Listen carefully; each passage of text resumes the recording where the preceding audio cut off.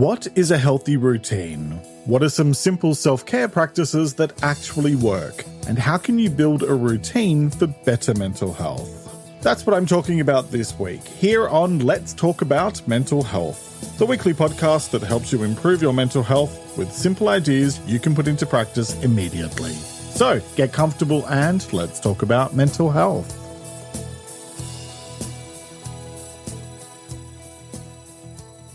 Hello and welcome to episode 175, and thanks so much for joining me as I talk about routine and mental health. I'm Jeremy Godwin, and I share practical tips for improving your mental health based on quality research and my own personal experience of learning how to live with anxiety and depression following a breakdown in late 2011. Each week, I look at how to improve one specific aspect of your well-being. In this episode, I'll be talking about what routine is, why routine matters for your self-care, and how to build a balanced routine for the sake of your mental health. So, let's talk about routine. Recently, I had a fraudulent transaction on my card that I had to report to the bank. Nothing too out of control, it was $20-something, and just one of the unfortunate realities we've all had to accept as we use our cards more and more online. Anyway, when the lady on the fraud line went through the dodgy transaction details with me, I was able to say with absolute certainty that the transaction could not possibly have been initiated by me. It was an online transaction where the authorization had been requested at 8:47 p.m. on a Friday night, and I had definitely not put it through because I was in bed with the lights off at 8:30 p.m. Now, I know how old that makes me sound, and I can practically hear the collective gasps of horror coming from many of you. However, don't judge me. I get up at 4:45 a.m. every morning and go to bed at 8:30 p.m. every night, simply because that's what works for me and my partner. We're both morning people, and it helps us function better when we make an early start each day. So that makes going to bed early a necessity. Our routine isn't for everyone, but it's what works for us. Getting into a routine took me ages, and it's only really been something I've solidified in the last few years, but what a difference it's made. It's the consistency in our routine that makes it so effective. By going to bed at the same time every night and rising at the same time every day, 7 days a week, our body clocks aren't constantly thrown into disarray by having varying wake-sleep times. Anyway, this isn't an episode about what time you should go to bed, although I will say that you need to make sure you get the right amount of sleep. This episode is about how to build a routine that's right for you, and how your self-care rituals play an important role in your mental health. So, let's go through some definitions, and let's talk about what is routine. A routine is basically a set of activities that you do regularly, often in a specific order or pattern. It can be something you do every day, every week, or even every month. Your routine might include things like exercising, doing chores around the house, working, taking care of yourself, socializing, etc. Having a routine can give you some structure and predictability in your life. It can help you establish healthy habits, manage your time better, and reduce stress and anxiety. Plus, having a routine can help you feel like you have more control and stability in your life, which can be especially helpful during times when things feel uncertain or overwhelming. Now, it's important to not be completely rigid about your routine and to allow space to be flexible and adaptable, because unexpected things can always happen. But the most important thing here is to think about how you can find a routine that works for you and that you can stick to over the long term. Overall, having a routine can be a really helpful tool for improving your mental and physical health and your overall well-being. According to This Way Up, a free Australian public mental health resource, and I quote, "Routines provide a positive structure to our day and help us better manage our mental health and well-being. Routines tell us when to eat, sleep, exercise, get sunlight, relax, and they give us more time for the things we value and enjoy. Establishing a daily routine can improve our relationships, physical health, productivity, focus, and they have been shown to reduce stress. Routines can also help us cope with change when life is uncertain. And you'll find that article linked in the transcript, which is available for free at letstalkaboutmentalhealth.com.au/episodes in English, Spanish, and Portuguese. And so that leads to the next part of today's topic. So now let's talk about why routine matters for your self-care. And it matters because without building a routine for yourself, as well as a routine around your self-care, you're very unlikely to be consistent with looking after yourself, which means you're unlikely to be doing the things you need to do to rest, reset, and recharge on a regular basis. And that means that if and when challenges arise, or other people put pressure on you or demand your time and attention, it's easy to get distracted. Having a daily routine, as well as including specific self-care practices, can help you to better manage stress and anxiety.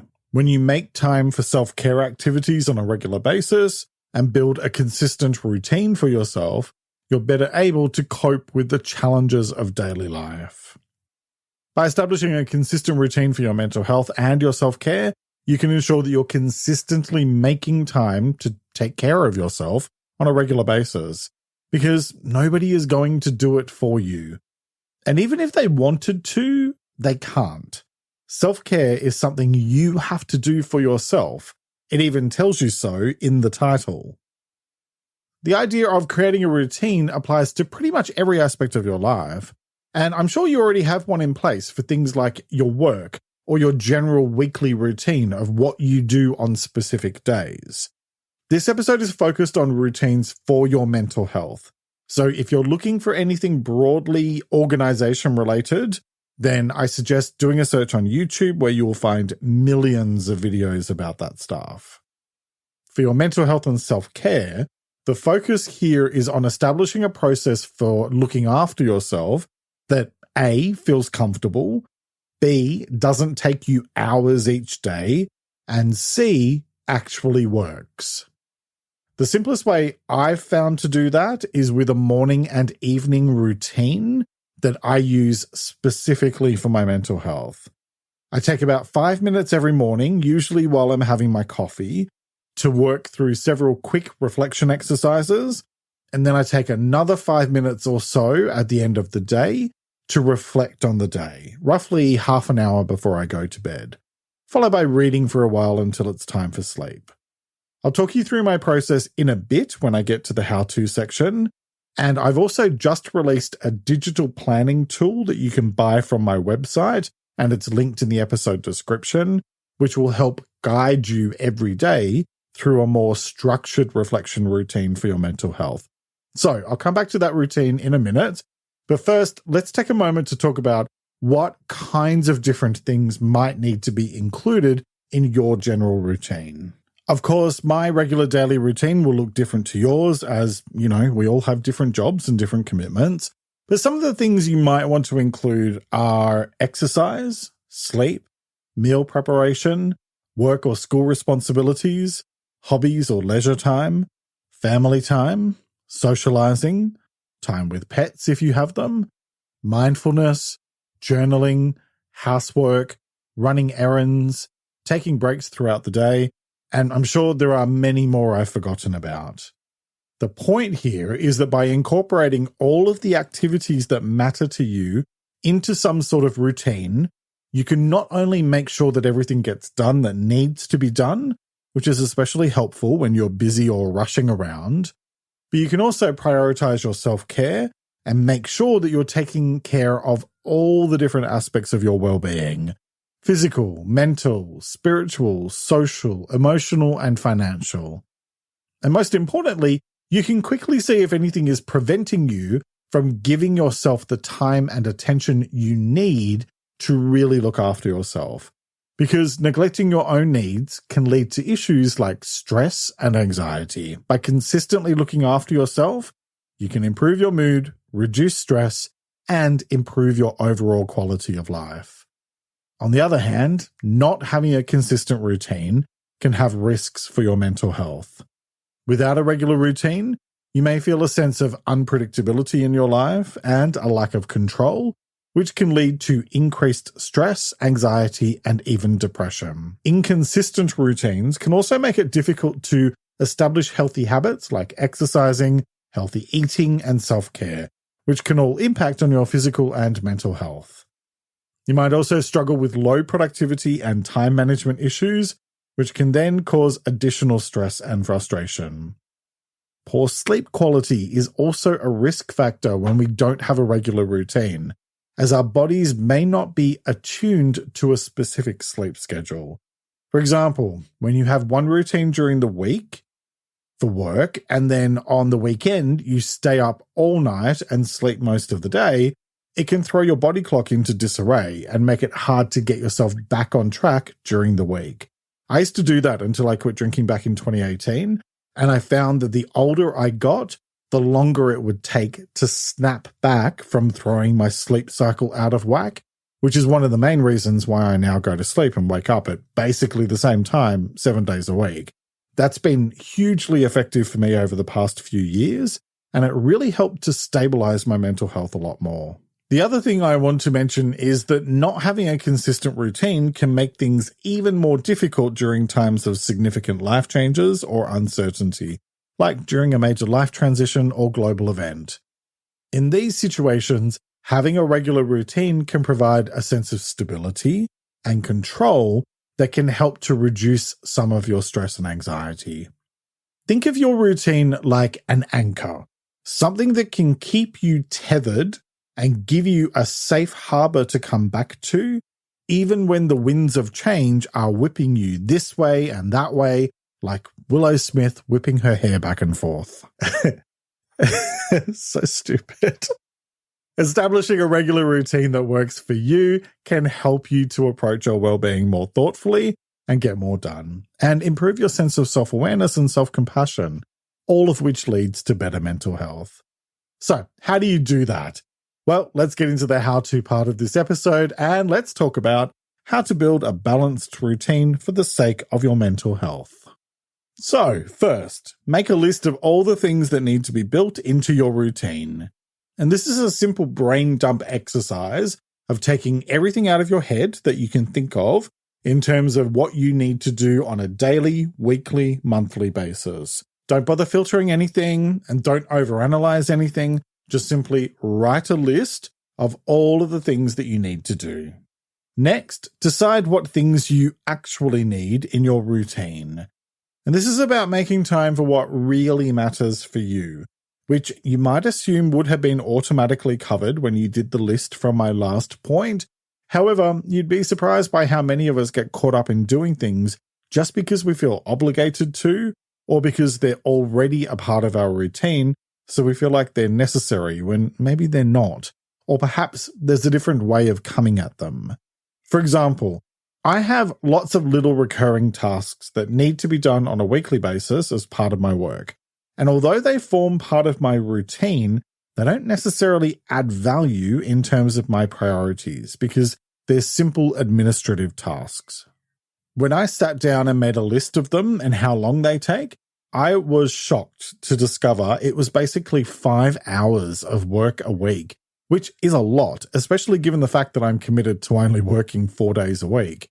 So rather than allowing myself to remain chained to those tasks, I'm currently looking at options to work with someone to support me through those things that need to be done, and then freeing up some time for myself to be able to work on other things that do matter and that do align more with my priorities.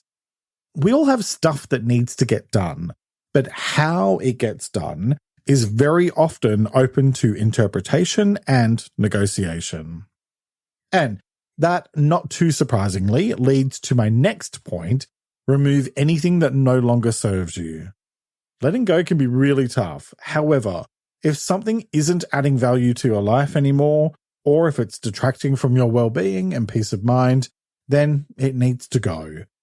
There are only so many hours in the day, and you need to make sure that your time is spent focused on the things that really matter to you, as well as your self-care practices, in order to recharge your batteries so you can keep going day after day. So if that means that you need to say goodbye to some stuff, then so be it. I've talked about this a fair bit recently in episode 171 about surrender and in episode 174 about peace of mind. And it should come as no surprise for two reasons that I'm now going to remind you that nothing changes if nothing changes. The first reason is that I say it about 85 times a week. And the second is that sometimes we need to make the tough decisions in life in order to make looking after ourselves the priority that it should be. And speaking of that, my next point is make space for you. Because if you don't look after yourself, then who will? It doesn't matter how much someone else cares for you. Nobody can do the work for you to look after your well-being. You're the only one who can do the physical exercise, who can eat a particular way, who can do the self-care practices and reflection activities and general actions for looking after your mental health, like talking to someone and writing out your challenges, etc. So since nobody can do it for you, that means you need to do it for you.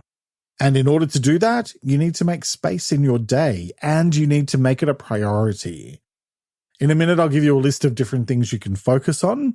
But first, I want to spend a bit of time discussing my next tip: incorporate daily reflection and self-care into your routine.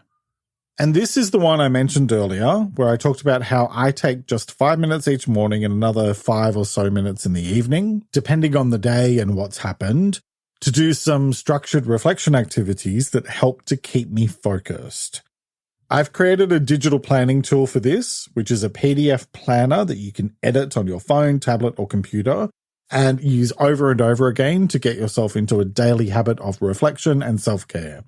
The good thing is that you only have to buy it once, and then you can use it as many times as you like, and it only costs $12.50 in Australian dollars, which is about $9 US. So basically 2 cups of coffee, or 1, depending on what city you live in. The planner helps you to keep yourself on track every day using the approach that I've found really helpful for improving my own mental health. You'll find it linked in the episode description and on my website. So here's what I do. Basically, I start my day by reflecting on what I'm most grateful for. I usually make a list of 5 to 10 things, and some of them are the same ones every day. But I like to vary a couple of them as well to keep me focused on feeling grateful for things more generally. And then I also think about what my main intention is for the day, as in, what do I want the day to look and feel like, such as staying patient or being focused if I'm working on something specific. During the day, I track the food I eat so I can better understand my eating habits, how much water I drink, because dehydration can lead to a lack of focus, what exercise I do, and what self-care activities I undertake during the day, like making sure I take a full half-hour lunch break on work days, which I used to be terrible at doing, and making sure I don't do work during my break. The reason I capture any self-care that I do is that I find documenting it helps me to make it a priority. Then at night, I do a more detailed reflection activity for about 5 minutes, focused on the entire day. I rate my day, and then I think through the highlight and low light of my day, what the biggest thing was that I learned, something kind that I did for myself, what the biggest positive was that I'll take away from the day, and how I plan to approach the following day in a positive way. So, as you can see, it's a lot. It's very detailed, but because I keep it quite targeted and focused around the things that are going to have the biggest impact on my mindset, it ends up taking a short amount of time to do. And after you've done it a few times, you get into a routine with it. So that helps. The other great thing about doing it this way is that it's part of my wind down routine. And so once I'm done, I'll read for a while with the lights down as low as my eyes can manage. And that tells my brain that it's almost sleepy time. Anyway, that's the routine that works for me, and it makes daily reflection a priority, which in turn serves to help me process the stuff I need to process from each day so that I don't carry it with me into the next day. Like I said before, my planner is available to buy, and it's linked in the episode description. So that leads to my next point: keep it simple.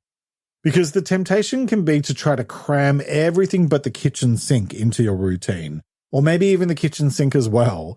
But honestly, don't try to bite off more than you can chew because you're just setting yourself up for failure. Figure out what is the absolute bare minimum that is going to give you the biggest bang for your buck in terms of your time and energy, and focus on that.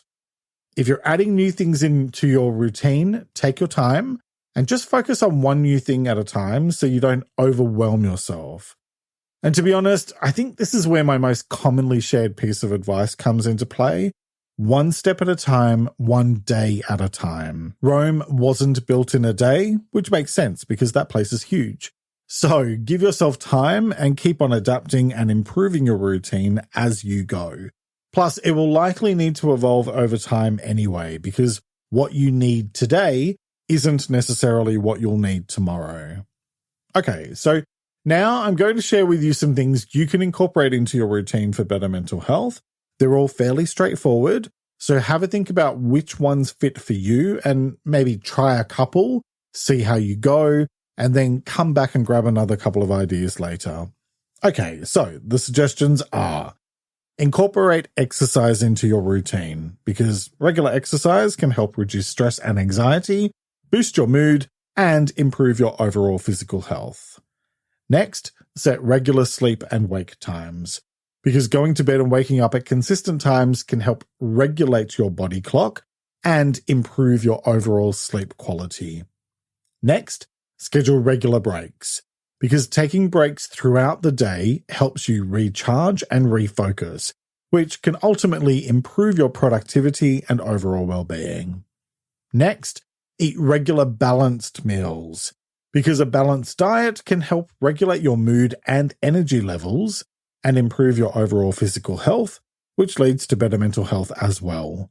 If you're short on time, cook some meals in advance or find simple but nutritious options. Next, practice mindfulness or meditation, because incorporating mindfulness or meditation practices into your routine can help reduce stress and improve your ability to focus and relax. Next, set goals and prioritize tasks, because being thoughtful about your goals and tasks can help you to stay focused and motivated. And it can also give you a sense of accomplishment when you achieve your goals. Next, schedule in time for hobbies or leisure activities, because making time for the things that you enjoy can reduce stress and improve your well-being.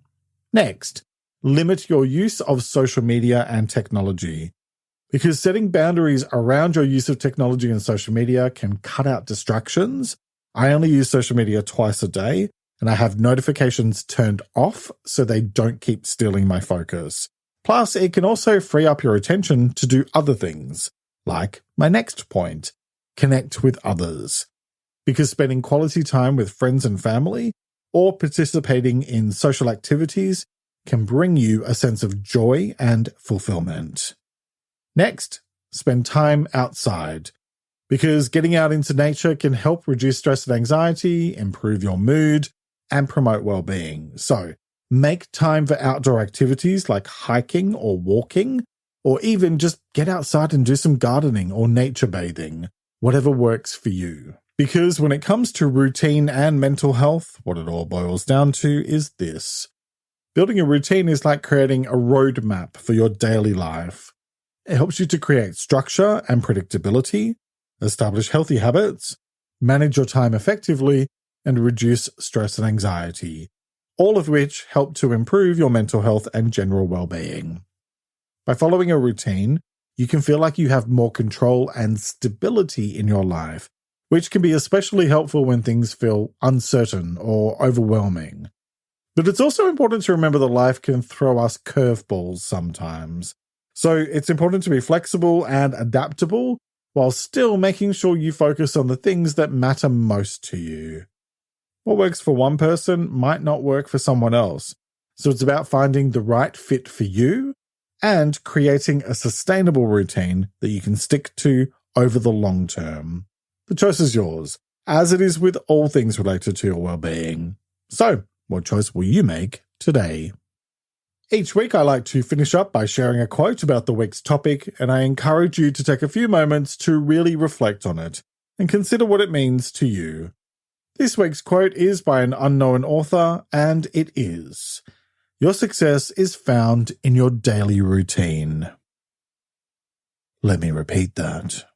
Your success is found in your daily routine. All right, that's nearly it for this week. Next week, I'll be talking about red flags. When you're dealing with other people or situations in general, sometimes you can pick up on warning signs or things that don't quite sit right with you. But what do you do if that happens? How do you know the difference between a red flag and an amber one? And why does that distinction matter? And how do you proceed if you're worried that there might be a problem? Well, those are all great questions that I'm going to be answering in the next episode of Let's Talk About Mental Health. So, next time I'll be talking about what red flags are and what they are not, why you need to pay attention to red flags, and how to deal with red flags in a thoughtful way. I hope you'll join me for that episode, which will be released on Sunday, the 23rd of April, 2023. Make sure you hit follow on your preferred podcast platform to stay up to date with new episodes. You can catch a mini video version of this episode focused on how to start building a consistent routine for yourself on Spotify and YouTube. And if you'd like more inspiration for looking after your mental health, then sign up for my free newsletter Thursday Thoughts, plus follow my 2 Instagram accounts at LTA Mental Health and at It's Jeremy Godwin, where I post extra content daily. And you can explore exclusive extra content plus early access to episodes by becoming a supporter on Patreon. You'll find all of those linked in the episode description and in the transcript at letstalkaboutmentalhealth.com.au. Thank you very much for joining me today. Look after yourself and make a conscious effort to share positivity and kindness out into the world, because you get back what you put out. Take care and talk to you next time. Let's Talk About Mental Health is an independent program proudly produced by Reconnaissance Media, helping you find meaning and gratitude. For more information, visit reconnaissancemedia.com.